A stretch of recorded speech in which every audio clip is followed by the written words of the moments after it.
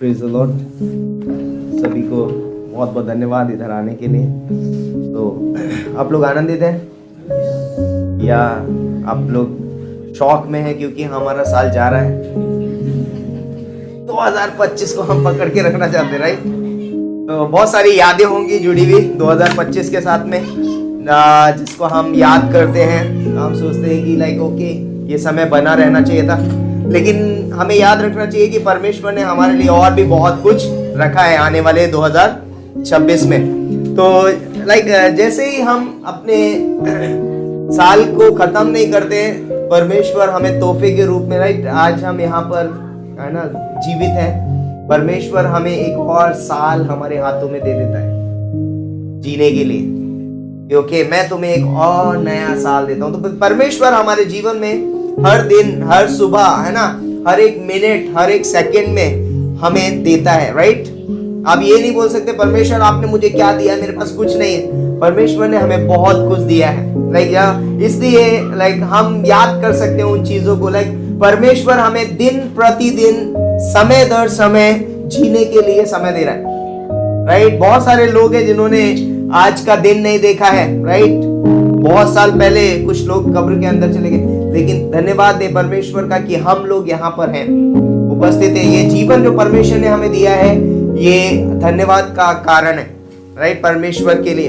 तो परमेश्वर हमें नया देता है, राइट। हमें हमेशा क्या देता है? नया देता है। परमेश्वर नहीं बोलता है कि मैं 2025 से कुछ समय बचा के रखा था तुम्हारे लिए, इसलिए 2026 में कुछ दे रहा हूँ, राइट। नहीं, परमेश्वर हमेशा हमें क्या देता है? नया देता है। हर दिन, हर सुबह एक नई होती है, हर वर्ष नया होता है, हर महीना नया होता है, हर दिन नया होता है, राइट। हर सेकंड, हर समय नया होता है। तो परमेश्वर हमें जो कुछ भी देता है वो नया देता है। तो एक पंक्ति पढ़ेंगे हमारे बाइबल में से, और उसके बाद हम संदेश में जाएंगे। तो यहोशू की किताब, उसका 24वां अध्याय और उसकी 15वीं पंक्ति पढ़ेंगे। यहोशू 24:15, राइट। आप लोग निकाल लेंगे तो बताइएगा, हम लोग खड़े होंगे वचन पढ़ने के लिए। तो हम अपने स्थानों पे खड़े हो रहेंगे।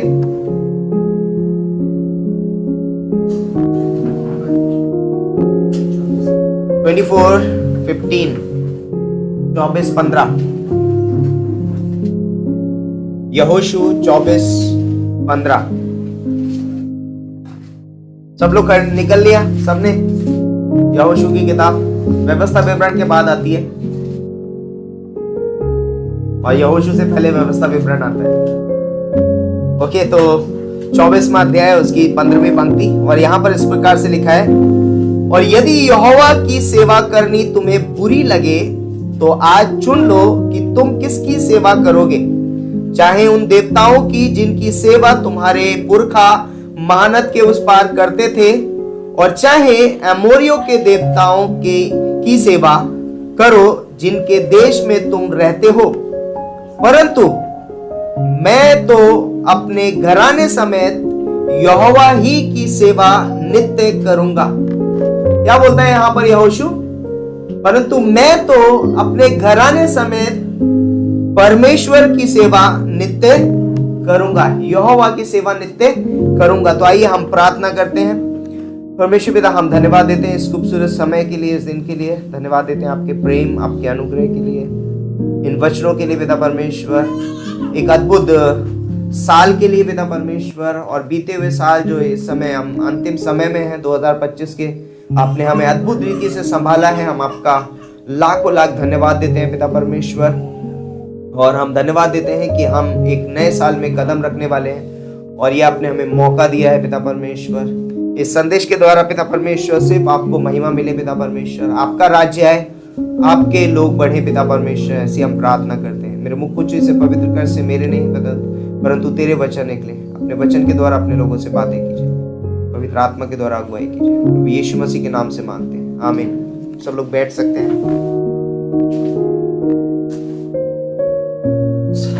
तो हिंदी सब लोग समझते हैं?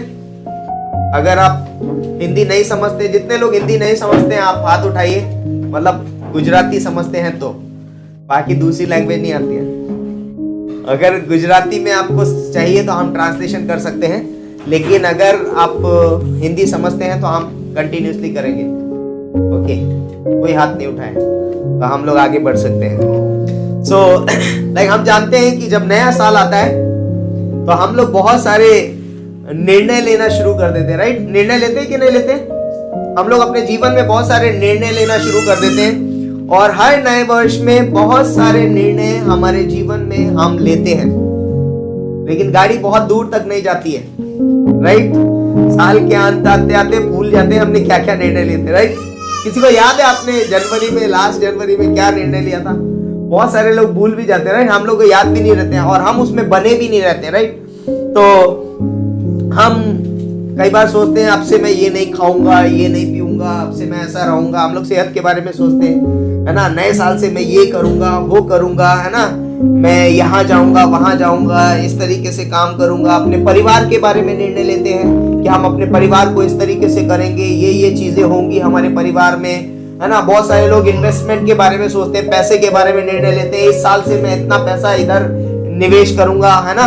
इन्वेस्टमेंट करूंगा, थोड़ा बचाऊंगा, है ना? बहुत कुछ करते हैं हम। अपने कार्य के स्थान में भी हम कार्य के लिए भी बहुत सारे निर्णय लेते हैं। हम लोग कई बार अपने बच्चों के लिए निर्णय लेते हैं कि इस साल हम अपने बच्चों को यहाँ डालेंगे, ये पढ़ाएंगे, ये करेंगे, उनके लिए ये कपड़े खरीदेंगे, बहुत सारी चीजें, है ना? हम लोग छुट्टियों पे कहां पर घूमने जाएंगे, बहुत सारे हम अपने जीवन में योजनाएं बनाते हैं, निर्णय लेते हैं और हम नए वादे, नए निर्णय हमारे जीवन में लेते हैं और अपने व्यवहारों को बदलेंगे, अपने व्यवसाय को बदलेंगे, अपने कार्यों को बदलेंगे, बहुत कुछ हम निर्णय लेते हैं, लेकिन बोलते हैं कि बहुत दूर तक जाता नहीं है ये।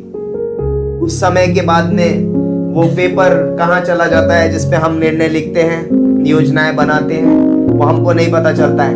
क्योंकि कई बार हम अपने जीवन में हम निर्णय अपने तरीके से लेते हैं और कई बार एज अ बिलीवर, है ना? इस दुनिया में लोग निर्णय लेते हैं नए साल पे, लेकिन एज अ बिलीवर कई बार हम बहुत प्लान बनाते, right? Bible reading plan, right? बनाते कि नहीं बनाते? बाइबल रीडिंग प्लान, इस साल मैं पूरा बाइबल पढ़ूंगा। कितने लोगों ने बनाया? हाथ मत उठाइए। लेकिन क्या आपने बाइबल रीडिंग प्लान बनाया अपने 2025 में, 24 में, 23 में और आप उसे पूरा नहीं कर पाए? होता है, राइट?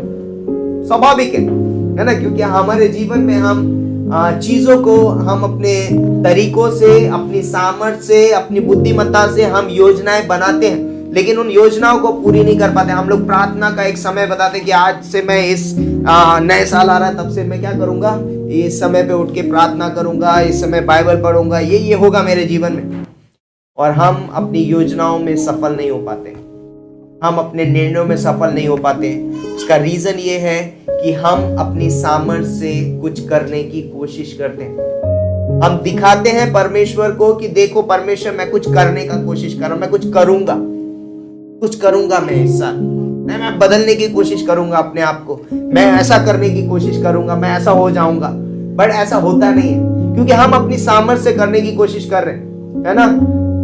मैं आपसे, मेरा व्यवहार ऐसा नहीं रहेगा, आपसे मेरा बोलना ऐसा नहीं रहेगा, आपसे मेरा चलना ऐसा नहीं रहेगा, आपसे मेरा देखना ऐसा नहीं रहेगा, लेकिन हम इसको नहीं कर पाते क्योंकि हम अपनी सामर्थ्य से कर रहे होते हैं, अपनी कोशिश कर रहे होते हैं और इसलिए हम उसको पूरा नहीं कर पाते हैं और हम बहुत आगे तक नहीं पहुंच पाते हैं। और फिर क्या होता है पता है?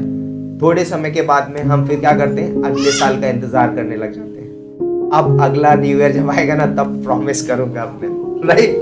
करते, राइट? हम लोग प्रॉमिस करना शुरू कर देते हैं, अब मैं करूंगा, अगली बार जब आएगा ना तब मैं करूंगा, प्रॉमिस करूंगा, ये ऐसा करूंगा। और फिर हम फेल हो जाते हैं, फिर हम फेल हो जाते हैं, है ना? लेकिन एक्चुअली हमें पता है क्या करना चाहिए? हमें निर्णय लेने से ज्यादा, लाइक ये करने से ज्यादा, हमें परमेश्वर के हाथों में अपने आप को सौंपने की जरूरत है, राइट? हम ये कहना है परमेश्वर, मैं सरेंडर कर रहा हूं, मैं अपने आप को बदल नहीं सकता, मैं अपनी परिस्थितियों को बदल नहीं सकता, मैं कुछ भी डिसीजन लेके उसे पूरा नहीं कर सकता, मैं अपने आप को आपके हाथों में सौंपता हूं, आप जो चाहो वो मुझसे करवाना, बट मैं सरेंडर कर रहा हूं। परमेश्वर को एक सरेंडर लाइफ चाहिए, यानी कि समर्पित जीवन चाहिए और परमेश्वर उसको बदल देगा। परमेश्वर उसको कार्य में लेकर के आएगा। इसलिए हमें अपने आप को समर्पित करना बहुत जरूरी है।